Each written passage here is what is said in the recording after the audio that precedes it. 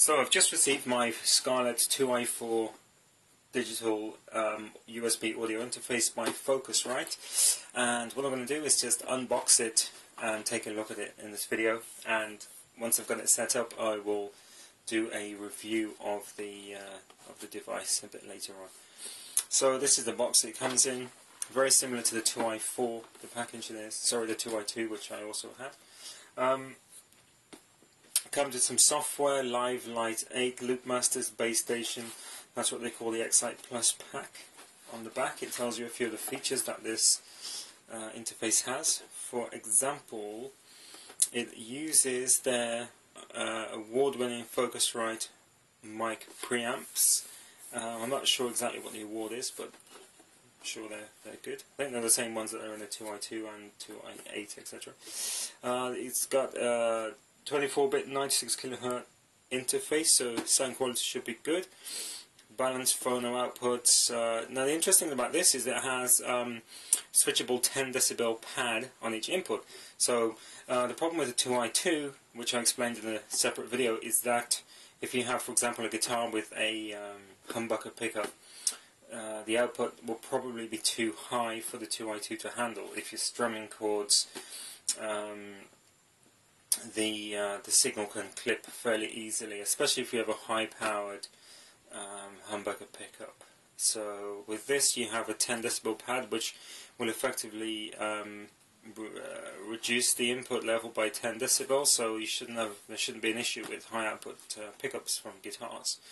This also has MIDI in-out, which the 2i2 doesn't have, so that's another good feature, I think. It comes with the usual Scarlett VST plugins, so you've got your compression and equalizers and everything. The dials are the same for the headphones and the monitor, etc. And as with the 2i2, it's USB bus powered, so you don't need to plug in an external power supply, which is fantastic. It's got the same chassis, the same single body, unibody aluminium chassis.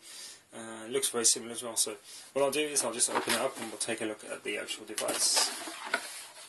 So it's well packaged. So another difference actually before I continue is this doesn't come with a disc. Now the 2i2 does come with a software disc, 2 discs, one for the Ableton Live Light and the driver. But you know, the thing is, they will have released newer drivers anyway, so you just download it from the internet. So this doesn't come with the disc. So inside you have the device itself, which is protected by 2 A-box type pieces of compressed cardboard. You have the USB cable, which is good. This time this is black. In the 2i2, the one I had was this horrible cream. Now this is the device itself. First thing you notice, it's actually very heavy. It's got a nice, you know, that gives you some confidence about the quality of the product. It's definitely a lot heavier than the 2i2. But itself was also decent weight, so I think the fact that it's heavy is always a good sign.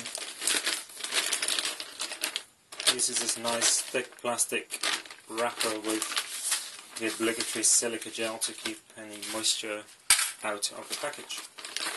Right, let's have a look. So yeah, as I said, it uses the same aluminium unibody design as the 2i2. It's very nice. It's got an anodized, a brushed style about it. It's got the same burgundy, scarlety red colour, I guess. Right, on the front we have the 2 dual inputs, so you can use this for XLR, mic type inputs, as well as guitar jacks, etc. You have the gain for the inputs with the LED light just around the knob, which lights green for good signal, and it goes to amber and red when the input starts to clip.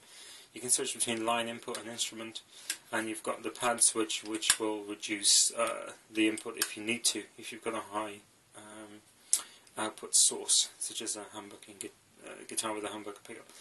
Phantom power switch there.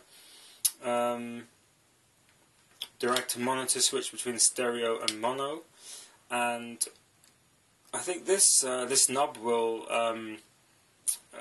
sort of mix between direct output and the playback the volume, the sound that might be coming from your DAW software. So if you have latency issues, which you shouldn't have really if you've got a decent computer, you can just listen to the direct output instead.